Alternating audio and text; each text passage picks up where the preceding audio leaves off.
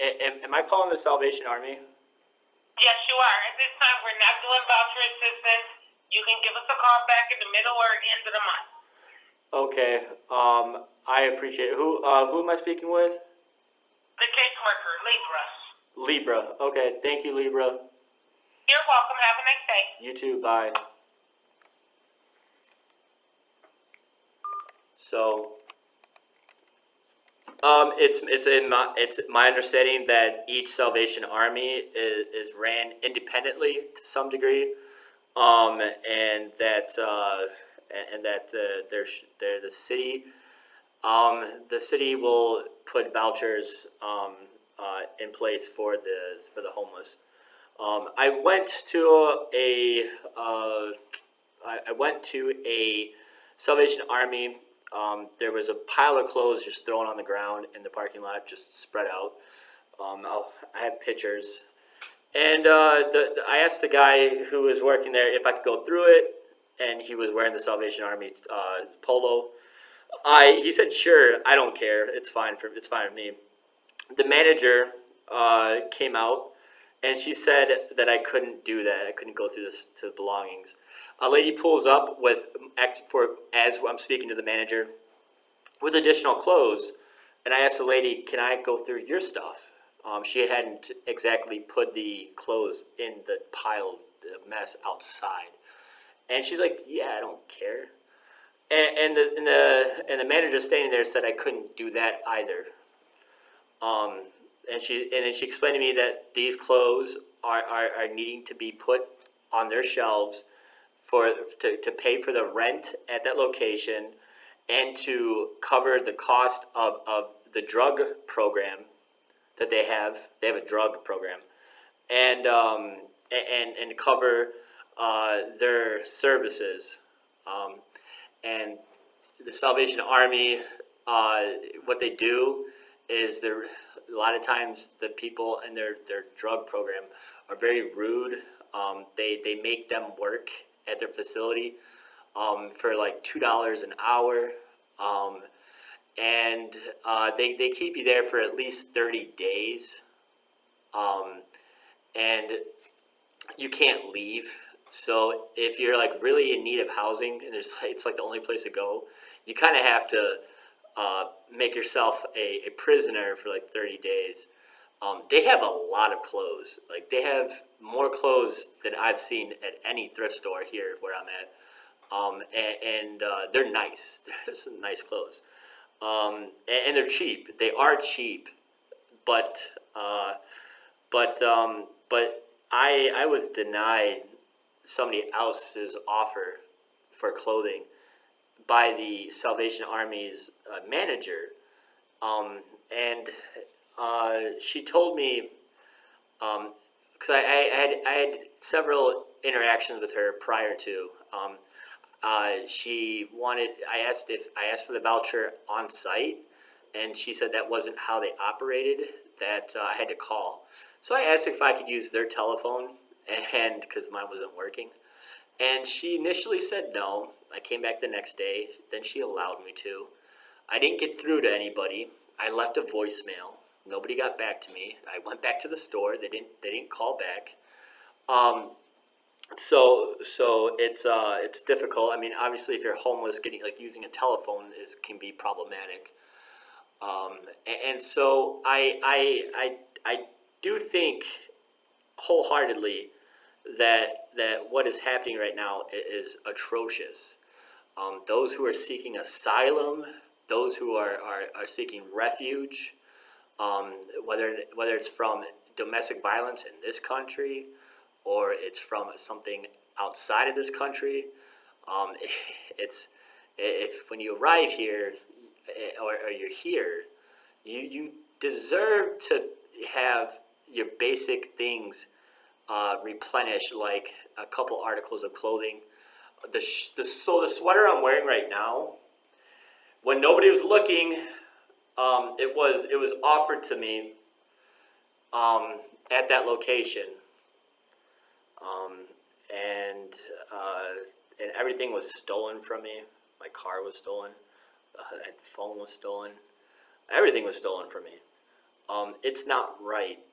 Wrong and right kinda is definitive along these lines. That I estimate because the store's rather large and they have like two truck docking areas in the back, two docks. That I assume the rent may cost like $4,000 around that. The rent's a lot, but that's not my problem. A and their services that they offer to people on their program, if they're costly, that's that is not necessarily my problem either. I have to go back to a second interview for a job today, and at that job they require that I wear the appropriate attire that is required a part of their dress code. I'm going to ask the employer if I can if I can just like wear what I have for like until my first paycheck, and then like after that, like I'll go and purchase clothing and sleep outside. Because I mean, obviously that money's, that I should have used that money to sleep indoors, but I'll spend that money instead on the proper attires. I can keep working for you. But the chances there's a chance that I will have to wear. I will have to. I won't be hired if I don't have the appropriate attire, or I won't be able if I am unable to get the appropriate attire in time. And I that there is no logic to what is happening to me right now, except a flaw in our local politics, and to be treated. When the manager treated me horribly, she was angry, she was furious when the lady said, "Okay, you can go through my stuff." And that's not the right idea or the right mentality to have when you're working in that position. The people who work there, they have this idea ingrained into their head that they are helping people and that they care. And when it comes down to a moment of caring, it's not there. And so I am going to change that, and it's not something that I want to do, but I have to do this. I am forced to do this or suffer, to go to court and file this case on these people if they can't figure out how to manage their funds a little bit differently. Then it is up to me to claim what technically in this case where the lady did offer me her clothing and I couldn't because the manager said no. Claim what is mine. It's simple. They don't actually help you out, and they don't actually care. And the staff that helps those who have a drug or other addiction problem, they are always upset and angry at people who are a part of that program. The majority of those people who are part of that program are coming off of a criminal sentence and fall back into addiction. And it's not like what you see on TV where it's just like this beautiful center where like there's a rose garden and a fountain and like a peaceful calming center like a Japanese garden. It's not like that. It's people being really rude to you and bringing you down, hurting you, hurting your morale, and causing you to continue suffering.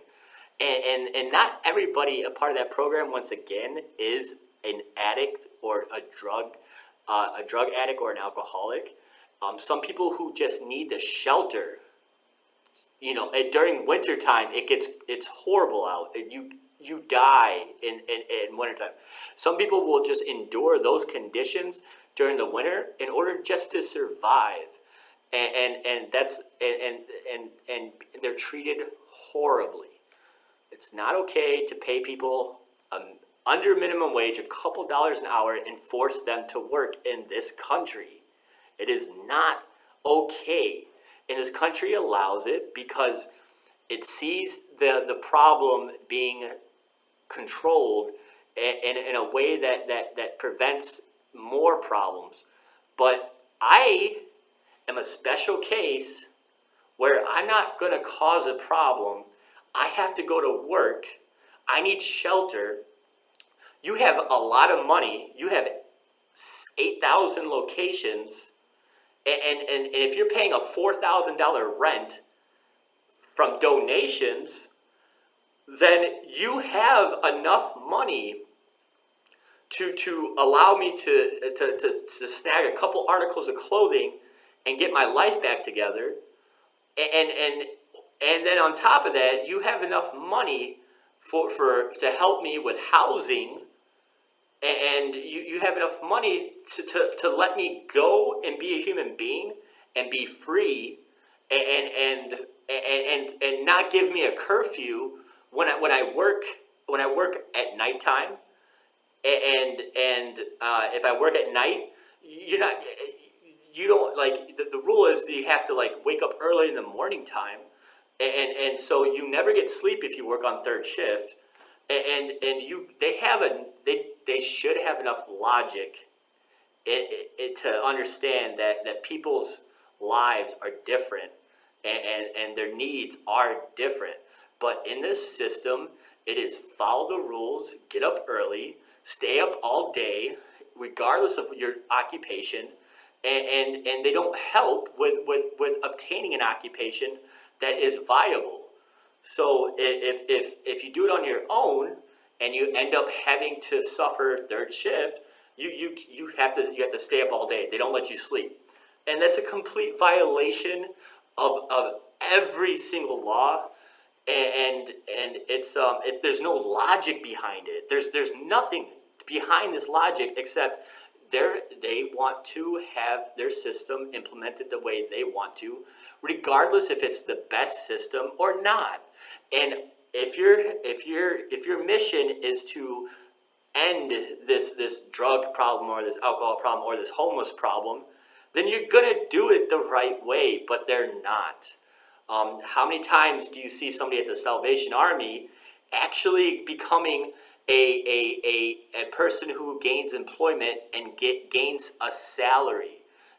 You don't hear about that, and so their success stories online are this beautiful taken photograph of a homeless person who went through hell and now has an apartment, and they're possibly maybe living on their own, but they don't have any money for anything because they couldn't get a job for these basic reasons. For these basic reasons, where I have a job lined up, I need clothing and housing, but you're not going to provide it. It's the opposite. It's like I have to go through your system of hell to get to where I am going to be tomorrow, which is employed. And there's no logic to that whatsoever. They should accommodate me as I move forward at the spot that I'm in now, not bring me backwards.